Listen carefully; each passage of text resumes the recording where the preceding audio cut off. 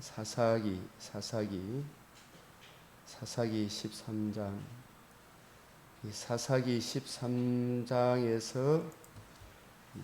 13장에서 16장까지 이 사사기가 모두 21장으로 되어 있는데, 사사기 13장, 10, 13, 15, 16 장장 넉 장 126절의 내용은 이 사사 삼손에 대한 기사입니다. 이 삼손에 대한 이야기가 넉 장에 걸쳐서 나오는 내용인데, 이 내용을 우리가 제대로 이해하고 깨닫고 적용하는 사람이 얼마나 있을까? 그래서 우리가 이 사사기의 이 내용, 이 17장 삼손, 이 사사기 17에서 21장의 내용은 이 사사 시대가 얼마나 참 암담한 현실이었는가, 그 내용을 요약 정리해 주는 내용, 아주 이 부록과 같은 내용인데, 이 사사기를 그냥 단순한 이야기로 보게 되면 삼손이 머리가 길어서 적군을 물리쳤구나, 그 정도 이래 알고 있어요. 그러나 이걸 항상 우리가 성경을 볼 때에 성경을 보는 이 주님의 관점, 요한복음 5장 39절, 46절, 6장 63절, 누가복음 24장 25절에서 27절, 32절, 44절, 49절, 사도행전 1장 3절, 이 성경을 보시는 주님의 관점, 또 주님의 관점을 이어받은 이 새언약의 일꾼의 이 관점, 이 관점으로 이 사사 삼손에 대한 이야기, 삼손 이야기뿐만 아니고 모든 성경을 보게 되면 우리 구주 예수 그리스도와 예수님이 이루신 복음과 이 복음으로 이루어지는 하나님 나라의 영광, 그 은혜를 입은 우리 성도들의 삶이 어떠해야 하는가, 그 내용을 우리에게 보여주고 있습니다. 이 시간도 우리가 늘 성령께서 스승이 되셔서 주의 율례, 주의 말씀에서 놀라운 것을 보게 해 주시도록, 그래서 우리가 이 삼손에 대한 이야기가 단순한 문자적인 이야기가 아니다, 이 성경이 내게 대하여 기록했다라는 것을 항상 염두에 두고, 오늘 저와 여러분은 제가 넉 장보다도 이 삼손에 대한 이야기를, 이 본문을 먼저 같이 교독을 하겠습니다. 사사기 13장 1절 시작. 이스라엘 자손이 다시 여호와의 목전에 악을 행하였으므로 여호와께서 그들을 40년 동안 블레셋 사람의 손에 넘겨주시니라. 시작. 소라 땅에 단 지파 가족 중에 마누아라 이름하는 자가 있더라. 그의 아내가 임신하지 못하므로 출산하지 못하더니 여호와의 사자가 그 여인에게 나타나서 그에게 이르시되, 보라, 내가 본래 임신하지 못하므로 출산하지 못하였으나 이제 임신하여 아들을 낳으리니, 그러므로 너는 상과 포도주와 독주를 마시지 말며 어떤 부정한 것도 먹지 말지니라. 보라, 내가 임신하여 아들을 낳으리니 그의 머리 위에 삭도를 대지 말라. 이 아이는 태에서 나옴으로부터 하나님께 바쳐진 나실인이 됨이라. 그가 블레셋 사람의 손에서 이스라엘을 구원하기 시작하리라 하시니, 이에 그 여인이 가서 그의 남편에게 말하여 이르되, 하나님의 사람이 내게 오셨는지.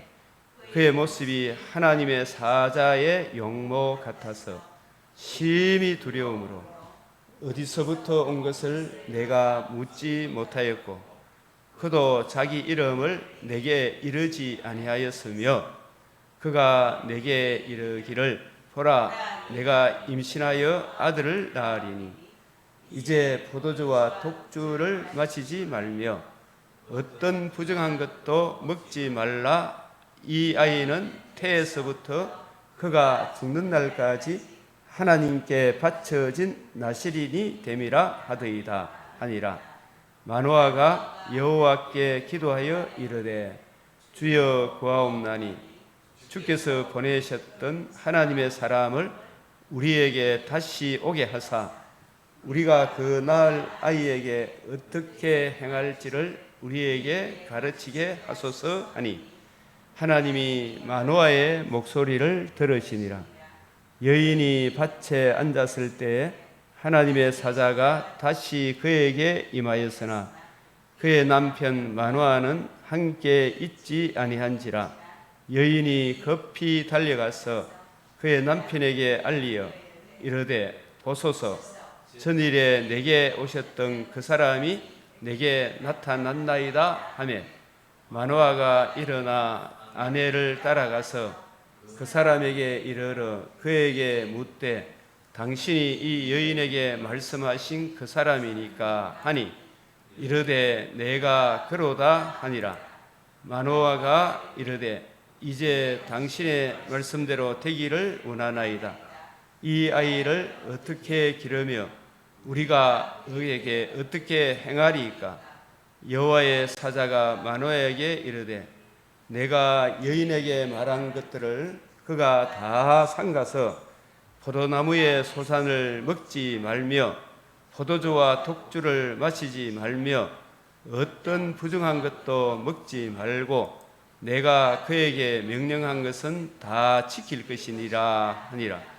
마노아가 여호와의 사자에게 말하되 구하옵나니 당신은 우리에게 머물러서 우리가 당신을 위하여 염소 새끼 하나를 준비하게 하소서 하니 여호와의 사자가 마노아에게 이르되 내가 비록 나를 머물게 하나 내가 내 음식을 먹지 아니하리라. 번제를 준비하려거든 마땅히 여호와께 드릴지니라 하니 이는 그가 여호와의 사자인 줄을 마노아가 알지 못함이었더라. 마노아가 또 여호와의 사자에게 말하되 당신의 이름이 무엇이니까? 당신의 말씀이 이루어질 때에 우리가 당신을 존귀 여기리이다 하니 여호와의 사자가 그에게 이르되 어찌하여 내 이름을 묻느냐? 내 이름은 기모자라 하니라. 이에 마노아가 염소 새끼와 소제물을 가져다가 받기 위해서 여호와께 드림에 기적이 일어난지라. 마노아와 그의 아내가 본즉 불꽃이 제단에서부터 하늘로 올라가는 동시에 여호와의 사자가 제단 불꽃에 휩싸여 올라간지라. 마노아와 그의 아내가 그것을 보고 그들의 얼굴을 땅에 대고 엎드리니라. 여호와의 사자가 마노아와 그가 아내가 다시 나타나지 아니하니 마노아가 그제야 그가 여호와의 사자인 줄 알고 그의 아내에게 이르되 우리가 하나님을 보았으니 반드시 죽으리이다 하니 그의 아내가 그에게 이르되 여호와께서 우리를 죽이하셨더라면 우리 손에서 번제와 소제를 받지 아니하셨을 것이요 이 모든 일을 보이지 아니하셨을 것이며 이제 이런 말씀도 우리에게 이르지 아니하셨으리이다 하였더라. 그 여인이 아들을 낳으매 그 이름을 삼손이라 하니 그 아이가 자라매 여호와께서 그에게 복을 주시더니 소라와 에스다올 사이 마야니단에서 여호와의 영이 그를 움직이기 시작하셨더라. 아멘. 이 사사기 14장, 15장, 16장 삼손에 대한 이야기가 사사기 21장 중에 넉 장에 걸쳐서 가장 많은 양을 할례한 것은 이 사사기를 통해서 우리에게 주시고자 하시는 그 교훈이 무엇인가? 이 사사기를 보는 관점. 저는 이 새벽에도 오늘 한 2시쯤 일어나서 이 성경을 볼수록 시편 139편 6절 한 번 더 읽어봅시다. 시작. 이 지식이 내게 너무 기이하니 높아서 내가 능히 미치지 못하나이다.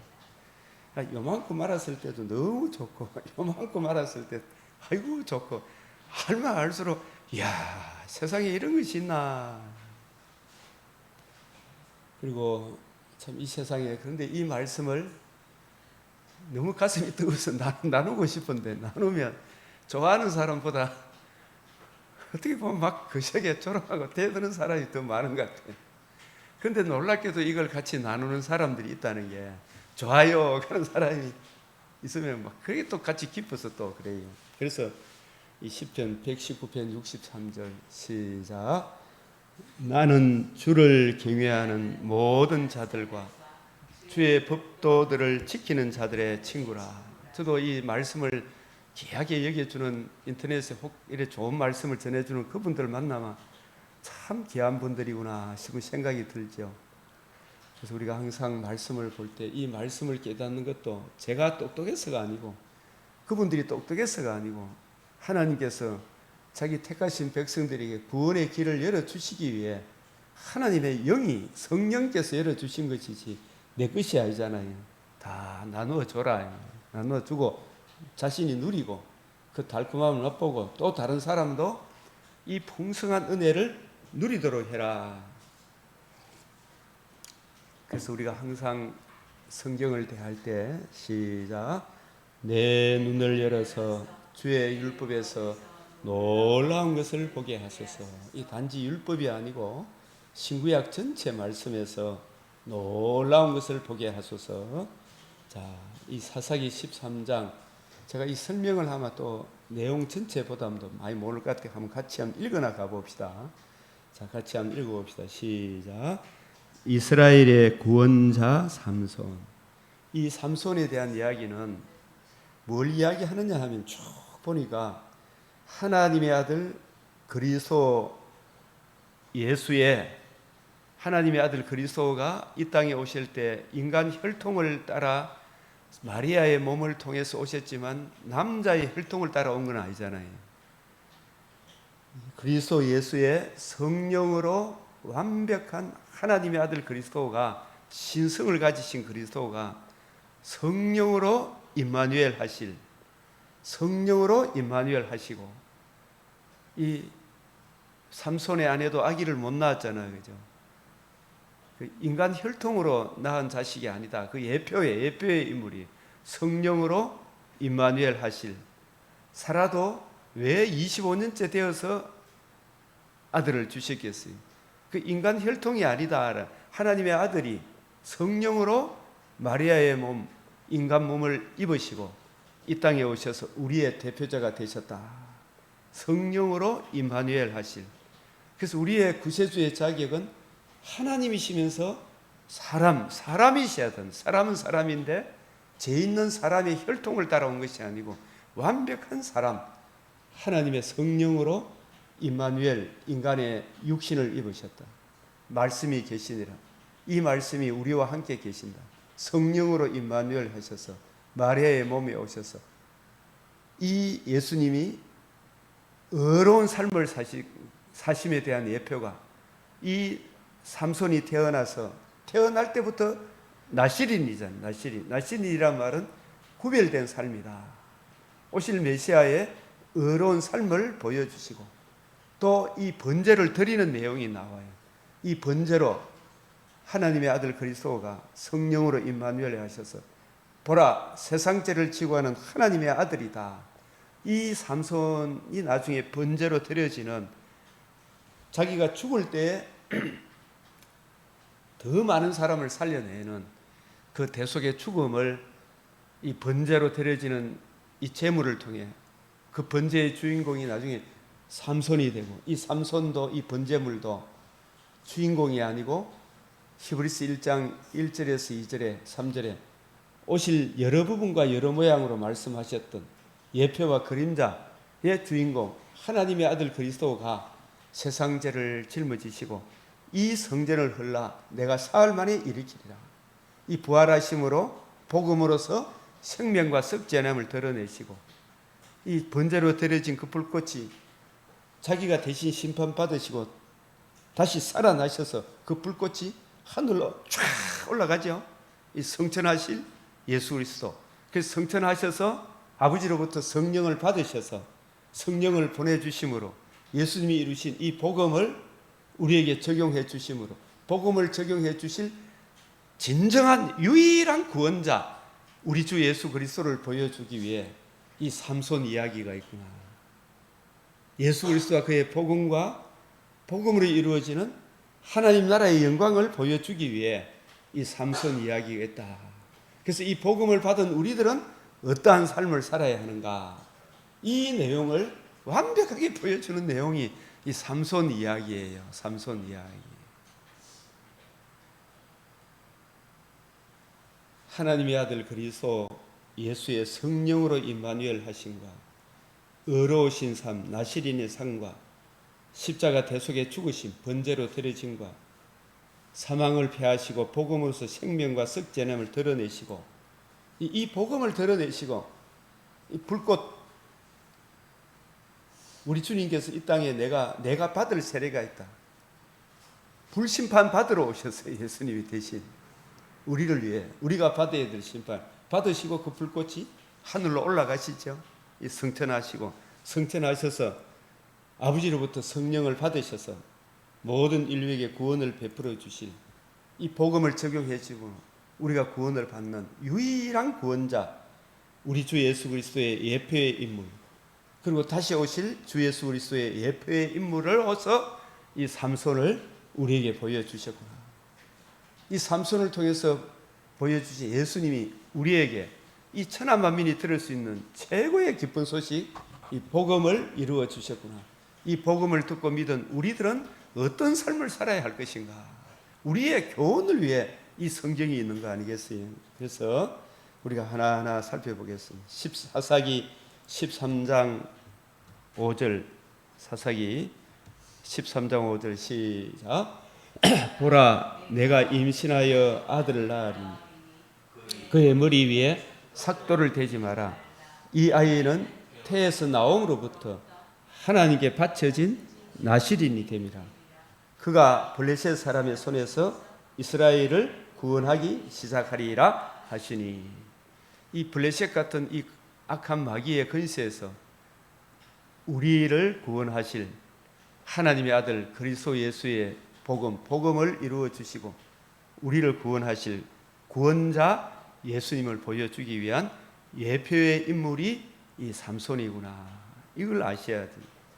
이 사사기 13장에서 16장까지 장장 4장 126절의 내용은 사사 삼손에 관한 기사입니다. 자, 12장에 등장하는 입산, 엘론, 압돈 이런 사사의 기록은 세 사람의 합이 불과 8절에 불과해요. 8절에 불과해도 예수님의 복음과 복음을 이루어줄 한 구원자를 보여주는 건 틀림없지만 그 내용을 구체적으로 상세하게 보여준 인물이 삼손을 통해서 보여주는 거예요. 유독 삼손에 관해서 이토록 많은 내장의 지면을 할애하고 있는 것일까요? 그렇다고 삼손에게 특출한 업적이 있는 것도 아닙니다. 삼손은 사사기에 기록된 마지막 사사입니다. 사사기에 기록된 마지막 사사는 사무엘이죠. 사무엘상에 기록되어 있죠. 사사기의 역사는 삼손의 역사로 마치고 있습니다. 사사기 17장 21장의 내용, 이 부록이라기보다 다시 이래 좀 고치면 이 사사 시대가 왜 암울한 시대가 되었는가? 총 정리한 내용인데, 그러므로 이 삼손은 사사 시대에는 통치 체제가 왕이 직접 다스립니까? 하나님이 직접 다스립니까?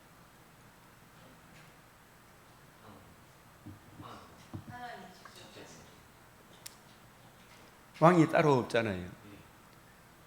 대신에 성기는 주의 종 레위 지파를 각 48성읍에 나누어 살게 하셔서 레위 지파가 뭘 맡았어요? 하나님의 말씀을 맡아서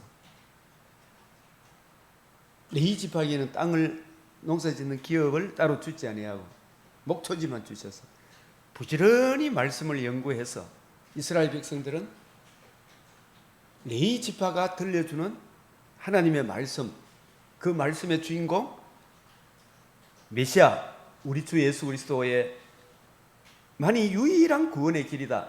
그 메시아의 통치 안에 예수님을 오늘날 치면 성부, 성자, 성령 하나님, 그 중에 특별히 예수님의 은혜로 성부와 성령의 은혜 안에서 살아가도록 이렇게 말씀을 이해하고 깨닫고 이스라엘 백성이 살아가도록 각자 하나님을 왕으로 모시고, 여러분의 왕은 레위 지파도 아니고 하나님이십니다. 하나님이십니다. 이 하나님의 말씀을 올바로 이해하고 깨닫고 적용하며 살아가도록 레위 지파를 흩어져 살게 했는데, 레위 지파도 이스라엘 백성도 레위 지파를 통해서 전해주고 시하는 예수님이 우리의 왕이심을, 그 통치 체제를 따르지 아니함으로 여러 가지 어렵고 힘든 난관이 일어났죠. 그러나 그때마다 레위 지파가 전해야 할 한 구원자, 오실 메시아를 레위 지파가 아닌 여러 지파들 중에서 뭐 어느 지파가 더 낫다고 이야기해도 못해. 여기는 보면 오늘 삼손은 누구 지파? 단 지파. 입다는 무슨 지파였어요? 므낫세 지파지. 그 첩의 자식이고 이렇고 여러 사람들이 무시할 만한 그런 지파들 중에서 하나님이 택하셔서 구원자를 보내주시는 것입니다. 그래서 이 신정시대와 사무엘서에 등장하게 되는 왕정, 이제 왕이 이 사사 레위 지파들 제대로 이 왕을 통해서 그 하나님이 예비하신 한 왕 사울을 통해서, 사울이 이스라엘의 표면적으로 보면 초대 왕 같지만 메시아 언약적 관점에서 보면 참 왕은 누구예요? 다윗이 이스라엘의 초대 왕이 되는 겁니다. 그 사울은 레위 지파가 마땅히 가르치고 전해줘야 될 여러분의 왕은 애굽 땅 종되었던 집에서 인도해 내신 여호와 하나님이 우리의 왕이고, 그 하나님의 입에서 나오는 여호와의 목소리를 들어라. 여호수아가 이 세상 떠날 때 신신당부한 게 하나님 말씀 읽으래, 성경 봐래, 그 말씀을 잘 이해하고 깨닫고 적용하고 살아라, 이렇게 이야기했지만 이 목소리를 안 들었잖아요. 그 전부 지청과 욕심을 채워주는. 그래서 백성들이 나중에 마지막 사사인 사무엘이 진정한 주님의 마음을 올바로 이해하고 깨달았어요. 레위 지파의 사명을 이 사무엘이 제일 잘 감당했어요. 그죠? 근데 이 레위 지파 사무엘이 그 사명을 잘 감당했음에도 불구하고 이 백성들은 여전히 지청과 욕심을 채우기 위해 우리도 열방과 같은 왕을 달라고 기도했죠. 그래서 하나님이 그 백성들은 열방과 같은 그런 왕을 한번 줘볼게 요구대로 주니까, 과연 그 사울과 사울 밑에 사울의 통치 체제에 있었던 그 백성들의 삶이 평화롭고 안전하고 젖과 꿀이 흘렀습니까? 고통밖에 없었습니까? 고통이지. 사울과 그에 속한 자들이 다 한날에 죽었더라. 그래서 하나님께서 사무엘을 통해서 보여주셨던 여호와의 목소리, 그 뜻을 이해하고 깨닫고 여호와 하나님만이 유일한 하나님이심을 너희 안에 이 마음을 품으라고 그리스도 예수님의 마음을 품고 그 주님이 주시는 은혜로 살아가는 주님의 마음을 보여주고 주님 뜻대로 살아가는, 내가 왕으로 세움을 입었지만 내가 왕이 아니고 나를 왕으로 세워주신 애굽 땅 종되었던 집에서 우리를 구속하여 이 땅에 살게 하신 여호와 하나님이 우리의 왕입니다.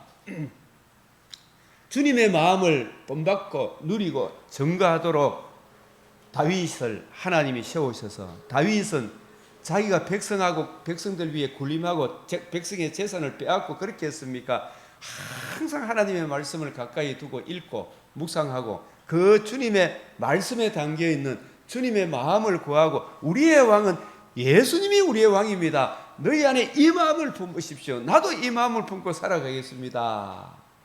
그렇게 했을 때 다윗 시대에 아주 이 약속의 땅에 적과 꿀이 쫙 찬란히 꽃이 피어올랐죠. 열매가 맺어졌죠. 그런데 그 이후의 왕들은 사울과 같이 똑같이 지청과 욕심을 채우는 그런 쪽으로 흘러 가다가 나중에 망하고 말았죠. 나중에 대신에 다윗과 같은 그 한 왕을 세운다. 그 왕이 누가 오셨어요? 하나님의 아들 그리스도가 성령으로 임마누엘, 다윗의 후손으로 아브라함의 자손으로 오셔서 우리 죄를 위하여 죽으시고 부활하심으로 이루신 이 복음을 이루시고 성천하셔서 이 복음을 우리 각 사람에게 적용해 주심으로 이 복음 안에서 하나님의 자녀된 우리들이 항상 예수님이 나의 왕이십니다. 여러분의 왕은 예수님이시고, 여러분의 주님도 예수님이 주님이시고, 여러분이 하나님의 자녀고 주님의 신부니까 언제나 시시로 하나님께 기도할 수 있죠. 주님의 뜻을 이해하고 깨닫고 그 은혜로 살아가게 해 주십시오. 지금이 어떻게 보면 진짜 각자가 왕이시고, 여러분의 왕노릇 잘 하도록 목사인 저 같은 사람을 세워주셨지만, 목사도 사무엘 같은 그런 역할, 다윗 같은 그런 역할을 해서 내게 먼저 주님의 은혜를 구하고 누리고 증거하도록, 그죠? 하나님 은혜를 내가 구하고 내게 깨우쳐 주신 이 은혜를 여러분에게 전해줌으로 여러분들이 이 성경 말씀을 부지런히 연구하고 살필 저처럼 전임 사역자가 아니기 때문에 제가 이 말씀을 연구해서 여러분들이 이해하고 깨달아서 각자 이 예배 시간에도 주님의 말씀을 듣지만 삶의 모든 영역에서도 누구가 여러분의 왕이에요? 예수님의 통치 체제 안에 살아가도록 이렇게 조치하신 것이 사실 사사시대고 다윗을 왕으로 세워주신 하나님의 뜻이에요. 오직 너희는 왕같은 제사장들이요 그의 소유가 된 백성이니 이를 너희를 불러 어두운 데서 불러 그의 기이한 빛에 들어가게 하신 자의 아름다운 덕을 선전하기 위해 우리를 부르셨다. 그래서 제가 이런 설명을 쭉 읽어 나가면 쓰겠지만 이게 일단은 봅시다. 그래서 삼손에 관한 기사는 이와 같이 한 구원자 사사에 대한 총결론이요 사사기의 요약이라 할 수 있습니다. 그것은 교훈이 아니라 이 신학적인 문제입니다. 이 사사기를 메시아 언약적 관점, 이 성경 구절들, 이런 구절들을 사실 여러분들이 우선 성경의 핵심적인 이런 요절들을 좀 이해하고 깨닫고 적용하고 있어야 돼. 이런 구절들을 많이 이래 보는 것보다 이 구절들을 먼저 이해하고 나서 보면 성경을 보면 이렇게 쫙 보이기 시작하더라고요. 마치 칼빈의 기독교 강요를 막 진짜 한 10번 이상, 100번 이상 보면 성경이 전체 보이는 것과 마찬가지. 그러나 그 칼빈도 결국은 성경을 드러내는 거거든요. 그래서 이런 부분들을 보면 이런 구절들을 여러분들이 먼저 보면 칼빈의 기독교 강의 처음 보기 힘든데 자꾸 보면 또 보여요. 성경도 자꾸 보면 보여.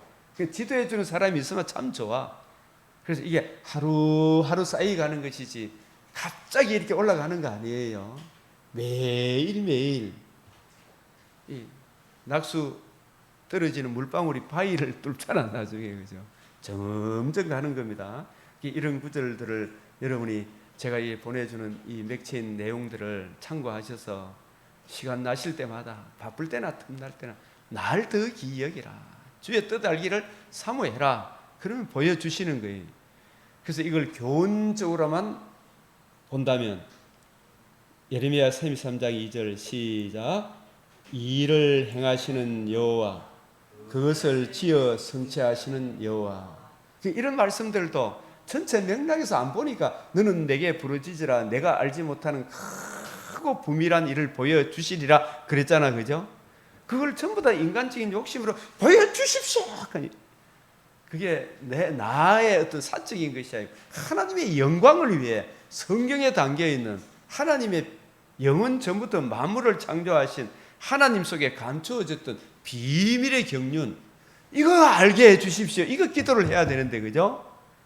사람들은 제가 어릴 때부터 막 기도원에 막 이렇게 가보면 뭐 부흥사님들 기도하는 거 보면 막 기도해라, 하나님이 나한테 큰 거 보여주는, 이 사적인 그런 것으로 자꾸 생각하기 쉬워요. 하나님께서 하시고자 하시는 알파와 오메가. 자, 에베소 3장 9절 시작. 영원부터 만물을 창조하신 하나님 속에 감추어졌던 비밀의 경륜, 이걸 깨닫게 하도록 기도해야 되겠죠. 이걸 깨닫기 위해서 부지런히 연구하고 살피면 보여주시더라, 이 말씀이. 그래서 5절에서 이스라엘을 구원하기 시작하니라. 이 구원, 이 인류의 구원은 어떤 교훈으로 됩니까? 복음으로 됩니까? 잘 배웠다고 세상적인 지식이 많다고 구원 얻는 거 아니잖아, 그죠? 우리가 대표적으로 아주 기독교를 모독하는 이상한 지식인 김용옥이라는 분 있잖아요. 뭐 그 사람 진짜 학력은 최고 아닙니까, 그죠? 근데 이분의 그 지식으로는 절대로 구원을 못 받아요. 그런 지식을 알고 있어도 노노 명자 사서상경 이거 다 알아도 안 돼요. 구원은 우리 죄 문제를 해결하지 않고 내 죄값을 치르지 않고 거룩하신 하나님 존재에 갈 수가 없어요. 메시아 언약, 하나님의 아들 그리스도 예수의 성령으로 임마누엘 하심, 구약 성경이 다 복음을 담고 있다 할지라도 그 복음을 이루기 위해 우리의 대표자 죄가 없는 한 분이 있어야 되는 거예요. 성육신이 그토록 중요한 거예요. 그리고 그분이 진짜 죄가 없는 분인 걸 그의 삶을 통해서, 예수님은 십자가 죽기는 하지만 의로우신 삶을 사셨잖아, 그죠? 모든 의를 이루셨어요. 율법의 의를. 아담이 못 지켰던 그 율법도 다 지켰다니까, 예수님은. 십자가 죽으심과 부활하심을 이루신 복음과 복음을 믿음으로 복음을 주신 예수님을 구주로 영접함으로 구원이 이루어지는 것이지, 천하인간에 우리에게 구원을 얻을 만한 다른 이름을 주신 적이 없어요. 테레사 수녀가 있다면 테레사 수녀님, 우리가 거룩하신 하나님 존전에 나아가기 위해서는 반드시 여러 길이 있는 것이 아니고 죄가 없으셔야 되고 그분이 우리를 위해 죽어주셔야 되고 살아나신 하나님과 우리 사이에 하나님의 공의 앞에 죄인인 우리가 의롭다함을 얻어서 나아갈 수 있는 길을 열어주신 분, 유일한 중보자는 불교에 있는 것도 아니고요, 막 구다는 미신 믿는 무당한테 있는 것도 아니고요, 저 공산주의한테 있는 거 아니고요, 천주교에서 이야기하는 저 교황한테 있는 게 아니고요, 마리아한테 있는 것도 아니고요, 하나님이시면서 사람이신 그분이 우리를 위해 죽으시고 부활하시 유일한 구원자, 유일한 중보자, 이분만이 거룩하신 하나님 공의 앞에 나아갈 수 있는 유일한 길입니다. 테레사 수녀님, 이제 정신 차리십시오. 저는 이 이야기를 하고 싶어요. 제가 그분과 비슷한 어떤 것도 옛날에 매일신문에 어떤 아주 글을 잘 쓰시고 하시는 그분한테, 그분도 종교다운주의에 팍 빠져가지고 무슨 목사님 같은 경우는 유영 하는 그런 목사님은 여러 종교에 있던 그런 목사님이 훌륭한 목사님들 내보고는 막 아주 악질이라 그러더라고. 아닙니다. 악질이 아니고, 예. 나중에 한번 죽어보면 알 텐데, 죽기 전에 아이소, 이렇게 하면서 제가 시인님, 선생님, 내가 이렇게 호칭을 하면서 살아있는 동안에 유일한 중보자 예수님을 만나셔야 됩니다. 그럴 때만은 얼마나 자존심 상했는데 저한테 욕을 하는 글을 막 친구한테 써가지고 내한테 이야기를 하더라고요. 유일한 중보자 있습니다. 유일한 중보자.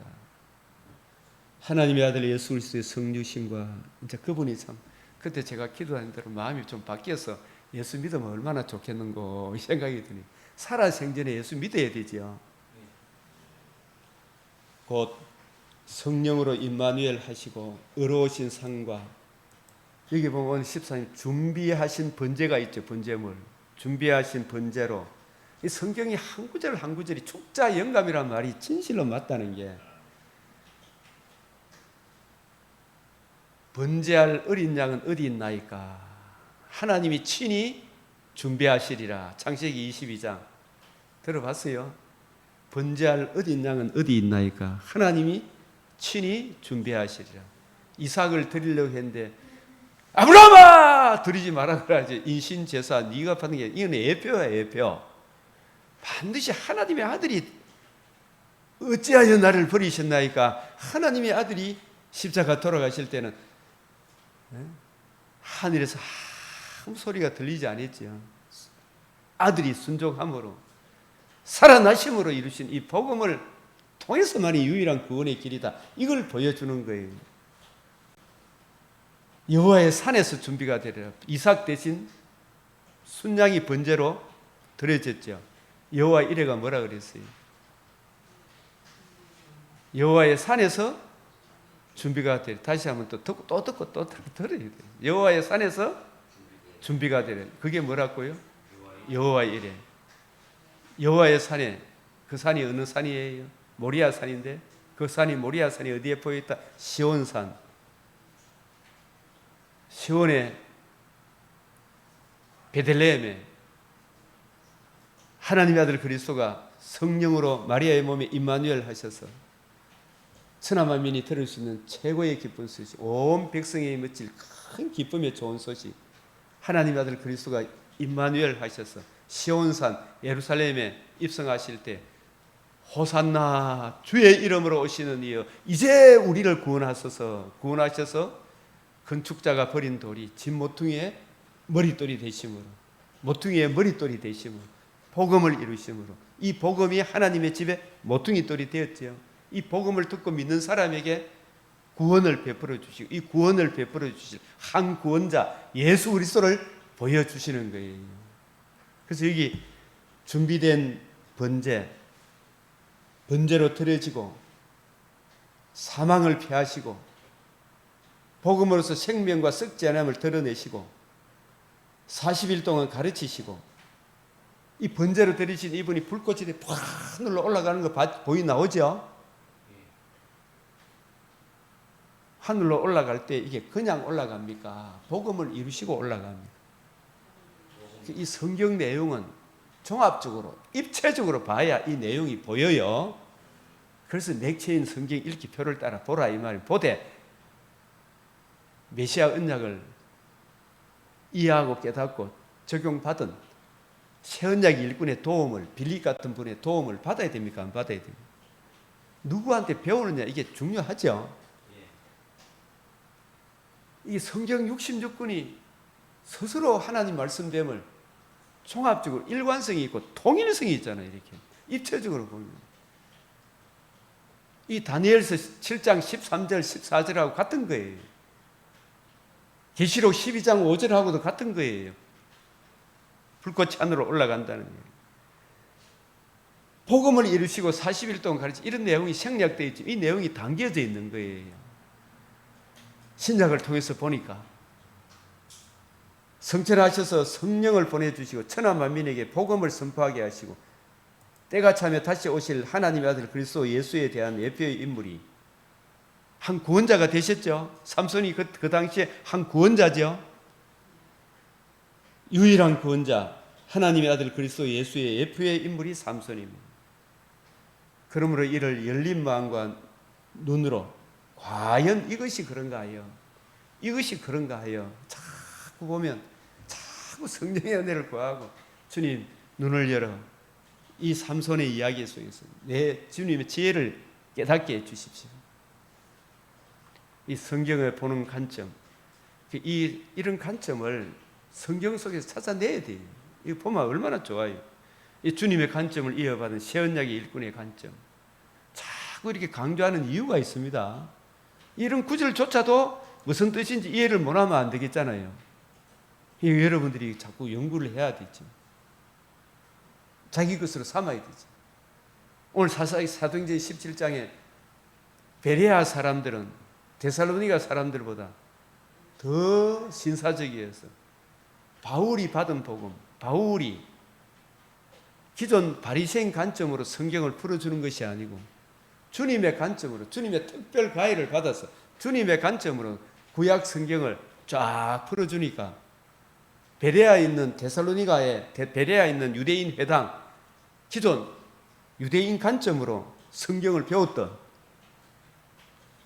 베레아에 있는 유대 교인들이 바울은 구약 성경을 풀어줄 때 기존 바리새인 관점으로 풀어줬습니까? 예수님 관점으로 구약을 풀어줬습니까? 예수님으로 관점으로 성경을 풀어주는 그걸 성경에서 환상이고 예언이고 꿈이라 그래요. 그걸 환상, 예언, 꿈이라 그러는데 그걸 외국말로 풀어주면 방언이고 그래요. 근데 그걸 자꾸 성경에 입체적으로 안 보고 뭐 나 환상 봤다. 무슨 환상 봤는데? 뭐 이러저러고 그거는 택도 없는 그런 환상 자꾸 이야기하면 하나님이 입을 찢어버리라 했어요. 신명기 13장에. 성경을 주님의 관점으로 이해하고 깨닫고 풀어주는 거 그거 이런 걸 우리가 잘 알아야 돼. 그죠? 우리가 참 모를 때는 그런 데 발레가 있을 수 있어요. 이제 다시 돌이키고 회개해야 되잖아요. 맞죠? 꿈, 환상, 예언은 주님의 관점으로 구약 성경을 풀어줄 때 바울이 구약 성경을 예수님 관점으로 자기도 듣고 배우잖아. 그죠? 이게 너무 크고 높아서 사람이 가히 이러지 못할 말이다. 막 얼마나 가슴이 아프고 눈물이 나겠어요. 바울이 주님의 관점으로 구약 성경을 이해하고 깨닫고 풀어줄 때 베레아에서, 그죠? 데살로니에서도 거기서 사람들이 많이 듣고 믿어서 그래서 데살로니가 교회가 생겼지만 그것은 고마마 유대인의 회당, 유대인의 바리새인 유대인들이 막 바울을 잡아다가 때려 죽이려고 그러니까 어디로 도망갔어요? 베레아로 갔죠? 베레아 가니까 베레아에 있는 유대 교인들은 구약 성경을 기존 바리새인의 관점과는 전혀 다른 관점으로 바울이 구약 성경을 주님의 관점으로 풀어주거든요. 풀어주니까 베레아 사람들은 이런 놈은 살려둘 자가 있다고 두드려 팼습니까? 이것이 그런가요? 집에 와서 날마다 구약 성경을, 옛날에는 구약 성경 이 관점으로 봤는데 바울 사도의 이야기를 듣고 보니까 구약 성경 이사야 53장도 창세기도 출애굽기도 레위기도 이 사사기 이야기도 전부 다 누구를 이야기한다? 예수님의 복음과 복음으로 이루어지는 하나님 나라의 영광에 대해 이걸 쫙 풀어주는 거. 이걸 집에 가서 이것이 그런가 하여 쫙 살펴봤죠. 그 관점으로 성경을 이해하고 깨달아야 되는데 사도행전 17장 11절이 그 말씀이에요. 여러분도 저도 처음에 CCC 때 표면적으로 배운 그 구절들이 참 도움이 많이 됩니다만 신학교 가서 다시 공부하니까 교수님들이 가르치는 거 하는 전혀 내가 알고 하고 이게 이런 의미였구나 이런 의미 그런 게 너무 많았어요. 그래서 이렇게 무식한 사람이 있나 싶어가 교수님 강의를 녹음하고 집에 와서 복습하고 녹취해가 듣고 이래 하니까 그래도 이게 어렵고 힘들고 이래가 도서관에 가서 공부하고 그래가 또 성경 잘 가르치는 목사님 찾아다니면서 공부도 해보고 이 성경 66권을 결국 돌아오는 게 어디로 돌아와야 돼요? 성경으로 돌아 성경으로.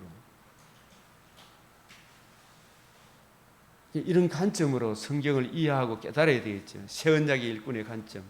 이렇게 풀어주면 우리의 자세는 어떻게 해야 되느냐?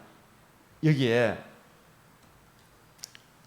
행 17장 11절, 살전 5장 19절에서 22절 예언을 멸시하지 말며 성령을 소멸하지 말며 범사에 헤아려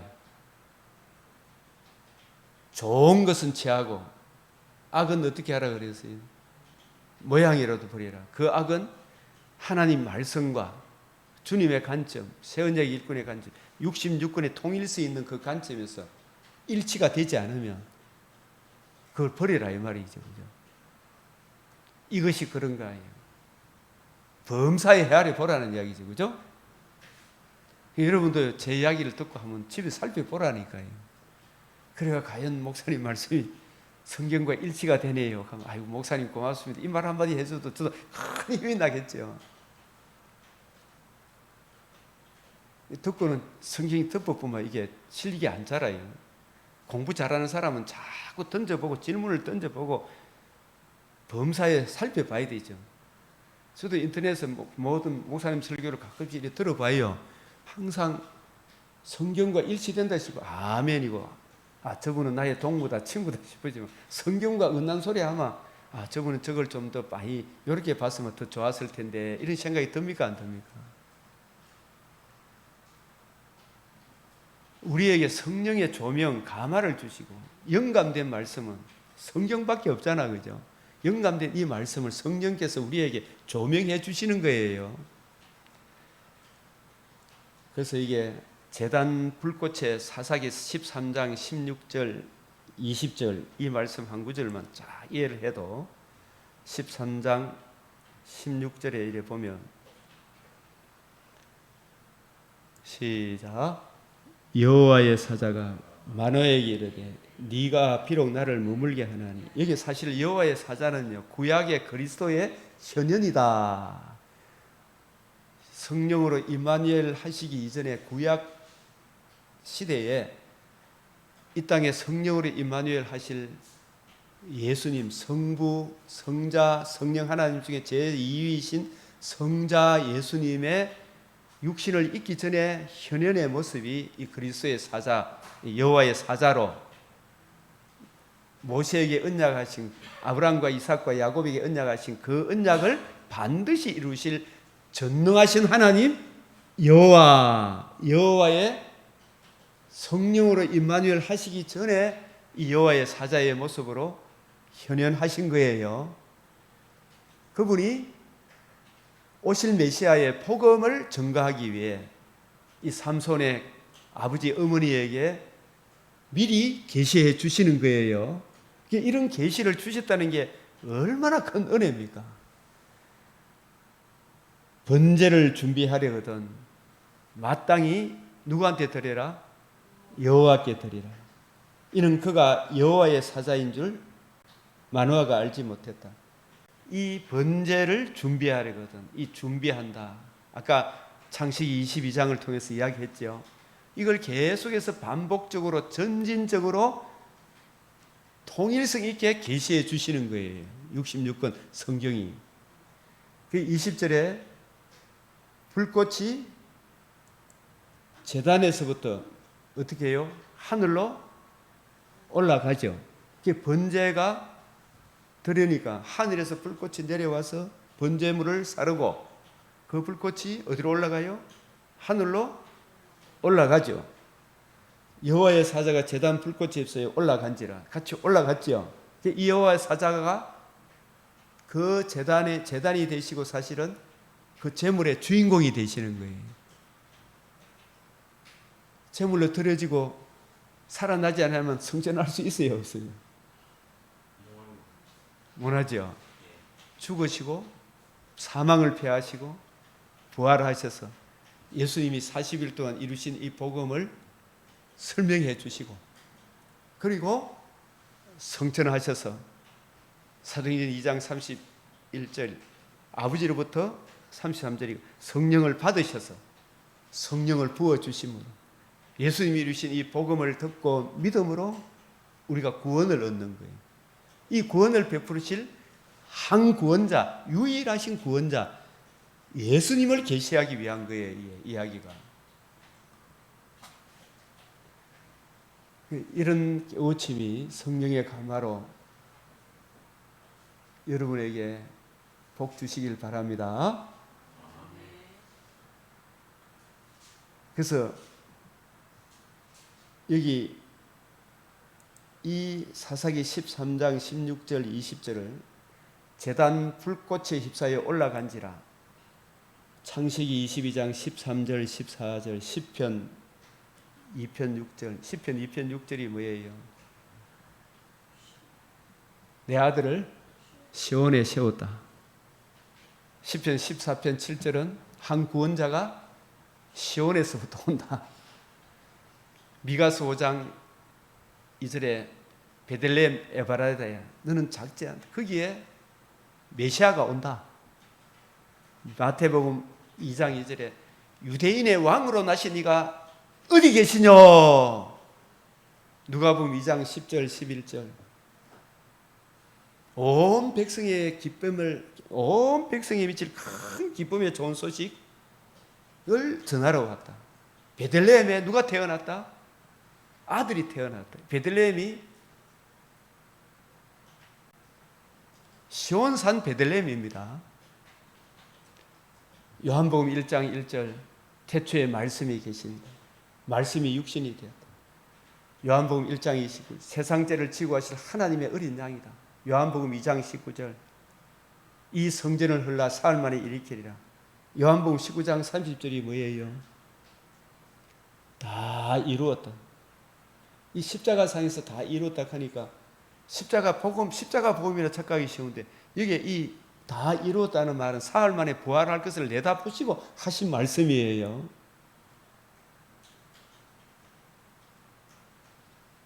불꽃이 휘사에 하늘로 올라갔다 그러니까 이게 그냥 불꽃이 올라간 줄 알지만 살아나셔야 제단 제물이 올라갈 거 아닙니까?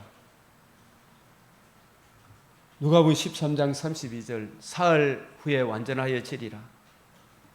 누가복음 24장 44절 이루어져야 지리라 하리라 한 말이 이것이라.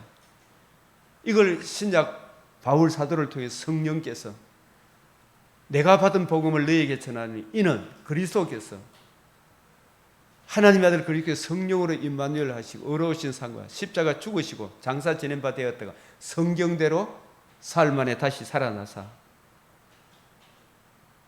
부활하지 않으면 너희가 여전히 죄 가운데 있을 것이지 살아나심으로 부활의 첫 열매가 되심으로 생명과 썩지 않음을 드러내셨다. 디모데후서 1장 10절 이 복음이 적용되어지므로 이 복음을 적용해 예수님이 우리의 왕, 우리의 구주, 왕, 통치자가 되셨다. 이걸 아들의 복음이라고 합니다. 율법의 행위로는 어렵다면 어렵지만 이제는 하나님의 한 의가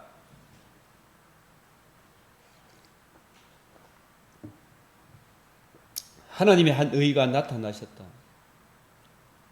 로마서 3장 19절 21절 이 복음을 믿음으로 우리가 구원을 얻는다.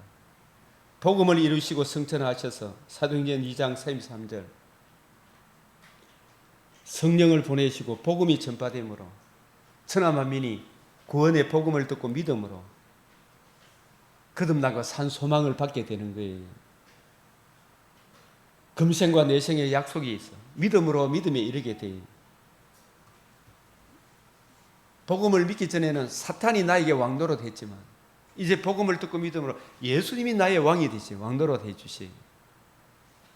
이 이야기를 사사기 13장 16절 20절 이 이야기가 준비된 번제물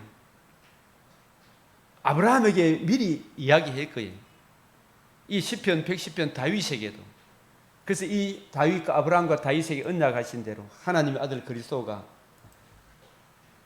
이 땅에 언약하신 대로 그 언약을 이루기 위해 이 땅에 오셨죠. 성령으로 임마누엘 하셔서 자기 백성을 죄에서 구원할 자다. 성경대로 우리 죄를 위하여 죽으시고 부활하셔서 복음을 이루시고 성천하셔서 복음을 증거해 주시고 지금도 우리와 위하여 싸워주시고 하나님 보좌 우편에 계시다가 다시 우리를 위하여 다시 이 땅에 오실 것이죠. 하나님 영광을 위해. 이게 다니엘서 7장 13절 14절 계시록 12장 5절에도 이런 내용들이 다 담겨져 있는 거예요. 이 성경을 통일성 있게 일관성 있게 포괄적으로 보면 이 사사기 이 내용도 우리 주님의 복음과 복음으로 이루어지는 하나님 나라의 영광을 보여주는 거예요. 이게. 그래서 이게 이 사사기 25절까지 13장 25절까지 나와 있는데 여호와의 목전에 다시 악을 행한 이스라엘 보라 네가 잉태하여 아들을 낳으리니 말씀대로 되기를 원하나이다. 여호와의 영이 비로소 임하니라. 같이 읽어봅시다. 시작. 여호와의 목전에 다시 악을 행한 이스라엘. 시작. 이스라엘 자손이 다시 여호와의 목전에 악을 행하였으므로 여호와께서 그들을 40년 동안 블레셋 사람의 손에 붙이시니. 시작. 다시 여호와의 목전에 악을 행하였으므로 그리하여 40년 동안. 시작. 40년 동안 블레셋 사람의 손에 붙이시리 합니다. 이는 사사기에 기록된 7번째이자 마지막 악순환입니다. 이런 악순환은 비극적 일임에 분명합니다. 그렇다면 니은. 시작. 사사시대 이후에 이러한 악순환이 되풀이 되지 않았단 말인가? 묻지 않을 수 없습니다. 여러분 인생에도 이런 악순환이 거듭됩니까? 안 됩니까? 그걸 줄이려는 비결은 뭐예요? 늘 성경을 가까이 하고 살아야 되죠. 그죠? 그래서 그리고 영적 이스라엘 자손인 우리들도 지금 이를 반복하고 있지 않노라고 말할 수가 있겠는가? 자, 그렇게 하는 어떤 결론인가? 절대로 참 인간의 행위로는 구원받을 수 없다는 걸 보여주죠. 내 씨로 말미암아 천하 만민이 복 받는다. 그는 이거 알게 되죠. 정말 하나님의 은혜로. 그러나 우리가 하나님의 은혜로 구원받는다 하면서도 가만히 있으라는 이야기입니까? 계속적으로 이런 악순환을 줄이는 비결이 뭐예요? 이 구약 성경을 통해서 구약 성경은 우리의 교훈을 위하여 주셨잖아요. 우리가 칼빈의 기독교 강조 책에 나오는 것, 우리가 스스로 할 수 있는 일을 명하시는 것이 아니라 그 다음에 뭐예요? 우리가 해야 할 것을 명하시고 하나님의 은혜로 감당하게 하시죠. 믿고 순종하는 이에게. 그죠? 이게 우리의 교훈을 위해 주셨다면 우리가 이게 평생의 성경책을 옆에 두고 읽고 주의 뜻대로 주님의 관점으로 이해하고 깨닫기를 이렇게 하루 첫 시간을 주님께 드리고 범사에 성령의 통치함을 받아서 주님의 영광을 위해 살게 해달라고 시시로 하나님께 마음을 토하면 주님이 우리를 다스려 주시죠. 얼마나 좋아요. 이런 교훈을 위해 주셨잖아요. 그죠? 그래서 약속의 땅에 여호와의 목전에 악을 행했다. 그러나 너는 내 앞에서 행하여 완전하라. 주님 앞에 행하여 완전하는 것은 내 의를 내려놓고 주님의 의를 늘 의지하는 거죠. 그게 주님의 앞에서 완전한 거죠.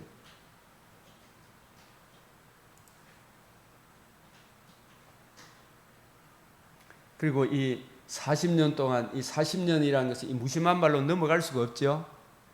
우리는 광야 같은 40년 인생을 살고 있는데 마침내 이스라엘 백성이 광야를 통과하여 약속의 땅에 들어가죠. 우리는 지금 광야 같은 인생을 통과하는 중에 있죠. 언젠가 돌아갈 내 고향이 있어요, 없어요? 그 땅에 들어가기까지 우리가 믿음의 선한 싸움을 싸워야 되겠죠. 그래서 이 삼손의 일생을 보라, 네가 잉태하여 아들을 낳으리니. 2절 같이 읽어봅시다. 시작. 소라 땅에 단 지파 가족 중 마누아라 이름하는 자가 있더니 그 아내가 잉태하지 못함으로 생산치 못하더라. 살아도 생산치 못하더라. 마누아의 아내도 잉태하지 못하더라. 마리아도 요셉을 통해서 잉태했습니까? 성령으로 잉태했습니다. 성령으로 잉태하실 예수님에 대한 예표의 인물이죠. 그죠? 그리고 이건 인간의 부르짖음에 의했습니까? 하나님이 주권적으로 삼손을 보내주셨습니다. 주권적으로. 다른 사사들과 몇 가지가 차별이 돼요. 고통 가운데 사사들을 주셨지만 부르짖음 없이 하나님 일방적으로 삼손을 보내주셨어요. 이것도 하나님의 주권적인 은혜죠. 인간 공로가 아니죠. 부르짖음까지도. 그죠? 이 약속의 말씀의 성취자로 예수님이 오셨죠.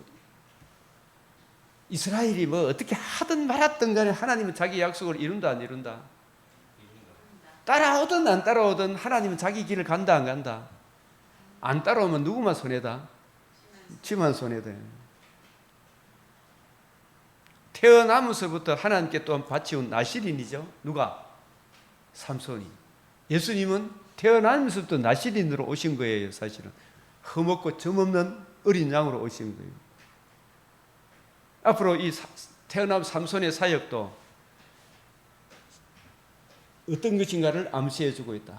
자, 장로들이 찾아와서 추대함으로 입다 사사는 머리가 되었으나 백성의 추대도 전혀 없이 백성의 머리가 되어.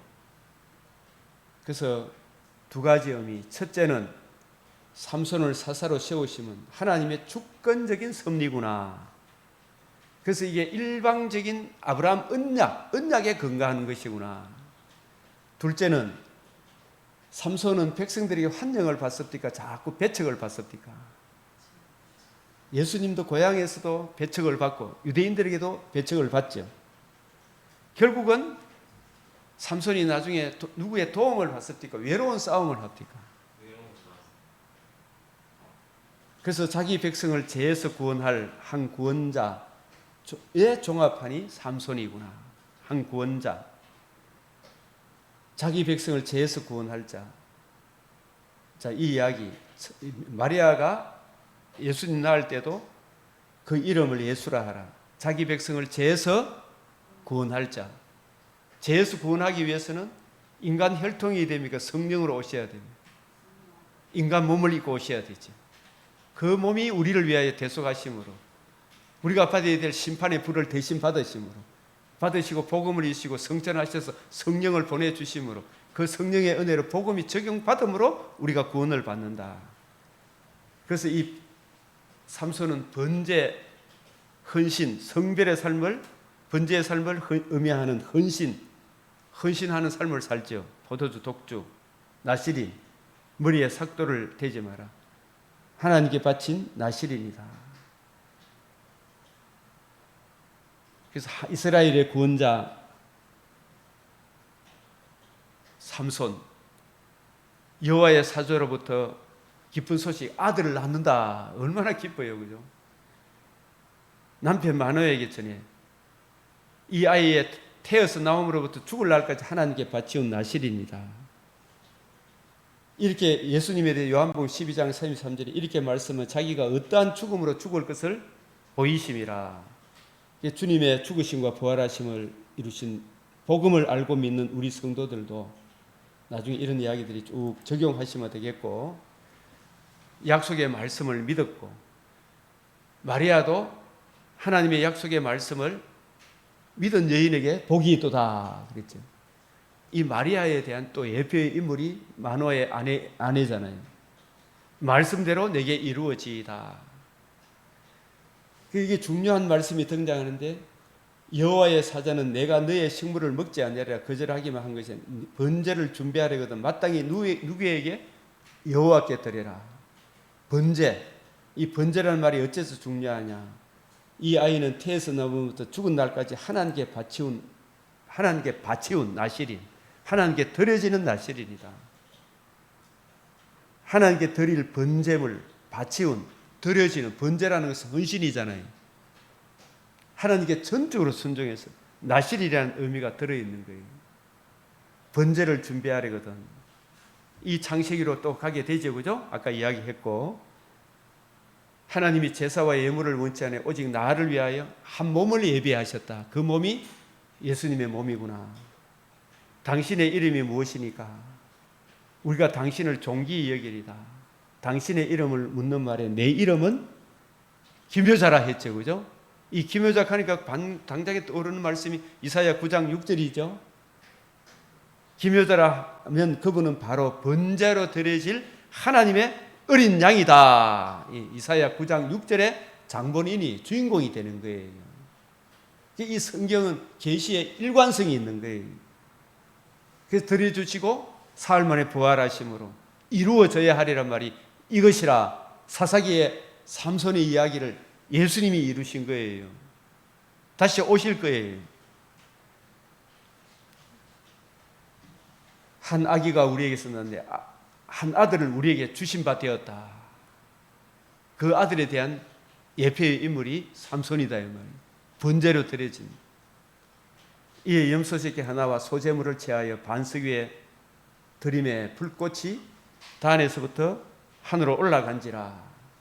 하늘로 올라간지라. 이 이야기도 쫙 성경 구절을 보면요, 레위기 9장 24절, 다니엘서 10장 9절 이런 보면 레위기 제물을 번제물을 드렸는데 하늘로부터 번제물 내려 확 태워버리거든요. 그리고 불꽃이 올라간 거예요. 이거는 예수님이 내가 받을 세례가 있다. 내가 불세례를 받으러 왔다. 자기가 심판의 불을 받기 위해 받으시고 하늘로 승천하셨죠. 복음을 이루시고 죄를 위하여 한 영원한 제사를 드리시고 제사만 드렸습니까? 사망을 패하시고 복음을 이루시고 승천하셨습니까? 이런 내용들이 생략되어 있잖아요. 그죠? 하나님 보좌 우편에 이루신 복음이 있기 때문에 복음을 믿음으로 우리가 거듭남과 산 소망을 가지게 된 거예요. 그래서 마노아가 그 아내가 이것을 보고 얼굴을 땅에 댄지라. 예수님이 왜 오셨는지, 우리를 위해서 뭘 해주셨는지, 그분이 우리에게 베푸린 은혜로 말미암아 우리가 어떤 영광을 받았는지 이걸 삼손 이야기를 통해서 보여주시는 거예요. 그래서 이 이에 대한 문제를 알고 있다면 십자가 죽으신 것 부활하심으로 이루신 그리스도의 영광의 복음 외에는 내가 아무것도 알지 아니하다. 그래서 여호와의 신이 비로소 임하니라. 자, 여기 보면 그 아내에게 이르되 우리가 하나님을 보았으니 반드시 죽으리라. 하나님을 만약에 복음에 거룩한 옷을 입지 않고 주님을 만나면 우리가 죽어야 안 죽어요? 천국 갑니까? 지옥 갑니까? 지옥 갈 수밖에 없어요. 지옥불에 던져질 수밖에 없는데 우리가 여호와 하나님 가까이 가지 못할 빛의 어린 양의 진노에서 누가 우리를 구원하리요? 의의 옷을 입지 않으면 십자가 죽으시고 부활하시면 이 복음을 만나지 않으면 다 죽어요. 지옥에 떨어진다 이 말이에요. 그러나 내 얼굴을 보지 못하니 나를 보고 살 자가 없으리라. 이 말이 마노아의 말이 맞아요. 하나님은 우리를 사랑하시지만 하나님의 속성 중에 공의와 사랑 무엇이 앞선다? 공의가 앞서요. 이 공의 앞에 서기 위해 하나님의 독생자를 주셨잖아요. 이 공의 앞에 의의 옷을 예복을 입지 않고 나아가면 이 무익한 종을 바깥 어두운 데 던져버리라 이렇게 하는 거예요.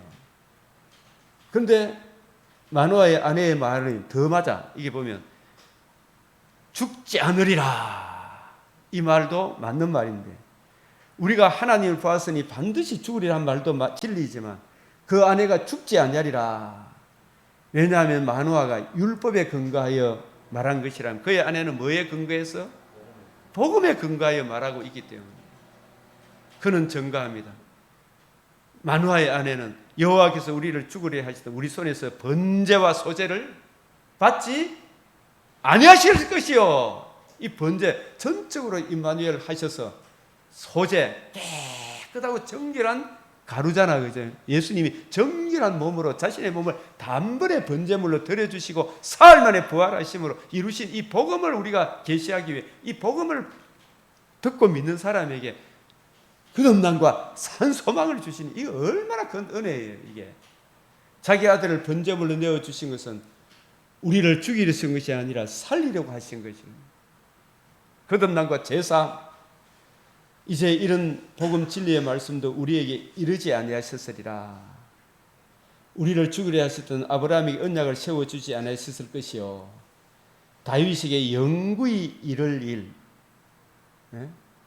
언약을 영구히 이를 일이 뭐냐, 먼 장래의 일의 말씀, 그 은혜의 지극히 풍성함을 오는 여러 세대에 나타내려고 하시는 이 구원의 복음을 마노아의 가정에게 계시하기 위해 여호와의 사자가 찾아오신 거예요. 오늘 우리에게 전해줄 이 복음을 계시하기 위해 영구히 일을 하시지 아니하, 먼 장래의 일을 말씀하시지 않으실 것이요 마리아에게 보라 내가 수태하여 아들을 낳으리 그 이름을 예수라.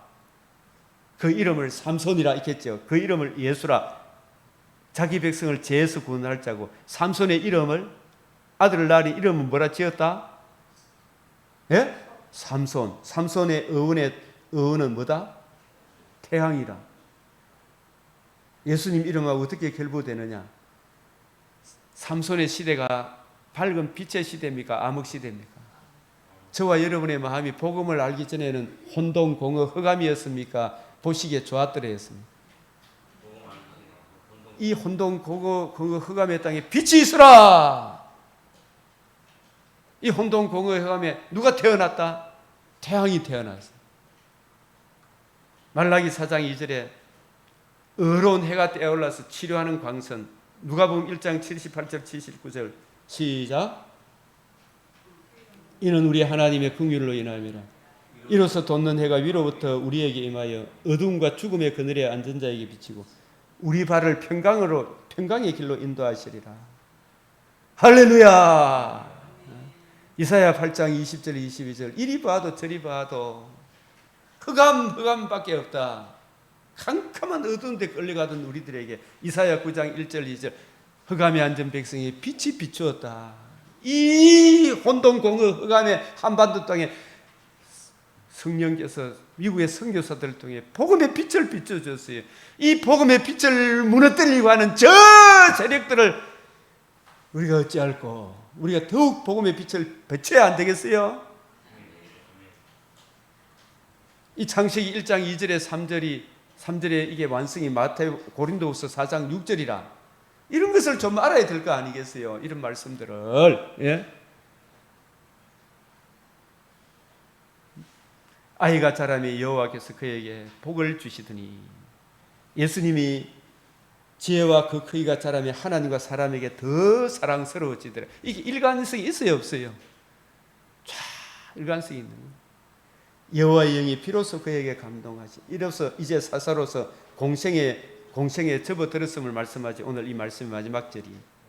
이 또한 예수님이 공생의 시작을 보여주죠. 성령이 비둘기같이 하늘로부터 내려와서 그 위에 머물렀더니 공생애가 시작이 되죠. 성령으로 태어나시고 성령으로 공생애를 시작하시고 성령으로 가르치시고 성령으로 자신의 몸을 들이시고 성령의 능력으로 살아나시고 복음으로서 생명과 거듭남을 이루시고 성전하셔서 성령을 보내주심으로 복음을 듣고 믿음으로 우리로 거듭남과 산소망을 주셨잖아요. 얼마나 놀라운 은혜예요. 이 뭐 할렐루야가 퍼져야 되죠, 그죠? 이거 얼마나 놀라움이야. 그래서 제가 여기까지 하겠습니다만은 이 나누어 봅시다. 이런 말씀들. 이스라엘의 모습은 오늘 우리들의 모습과 어떠한가? 여호와의 목전에서 악을 행했다는 그 악이 무언가? 메시아 언약적 관점에서 40이라는 숫자의 의미에 대해 40년간 블레셋 압제국의 삼손의 등장에 대해서 사사시대의 한 구원자에 대해서 여러 사사들의 경우와 사사 삼손의 다른 점이 무엇인지에 대해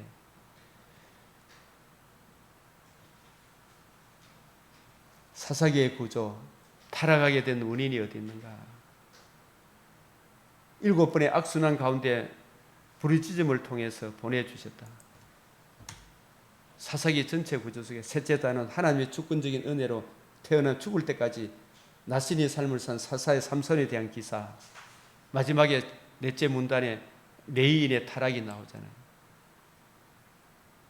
하나님 주권적으로 주실 한 구원자 삼손의 이름의 뜻 태양이란 이 성경 구절들을 생각해 봐야 되겠죠.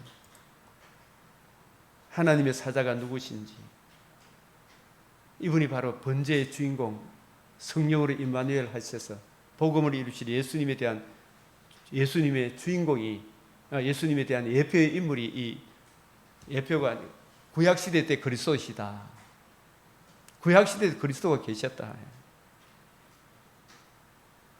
삼손의 사명, 삼손은 무엇을 위해 이 땅에 태어났는가? 저와 여러분은 무엇을 위해 이 땅에 태어났는가?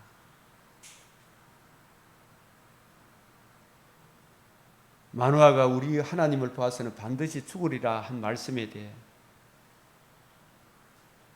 마노아의 아내가 우리가 죽지 아니하리라 하는 이 말씀에 대해 반드시 죽을 수밖에 없고 반드시 사는 길이 무엇인가? 이 복음을 알았더라면 우리가 이 복음 전하는 데 대한 더 열망이 일어나야 되겠지요. 일어나죠. 이 복음 안에서 하나님의 한없는 은혜를 누리시길 바랍니다. 우리 주님 가르치신 기도로 마치겠습니다. 하늘에 계신 우리 아버지, 이름이 거룩히 여김을 받으시오며 나라가 임하시오며 뜻이 하늘에서 이루어진 것 같이 땅에서도 이루어지이다. 오늘 우리에게 일용할 양식을 주옵시고 우리가 우리에게 죄 지은 자를 사하여 준 것 같이 우리 죄를 사하여 주옵시고 우리를 시험에 들게 하지 마옵시고 다만 악에서 구하옵소서. 대개 나라와 근세와 영광이 아버지께 영원히 사옵나이다. 아멘.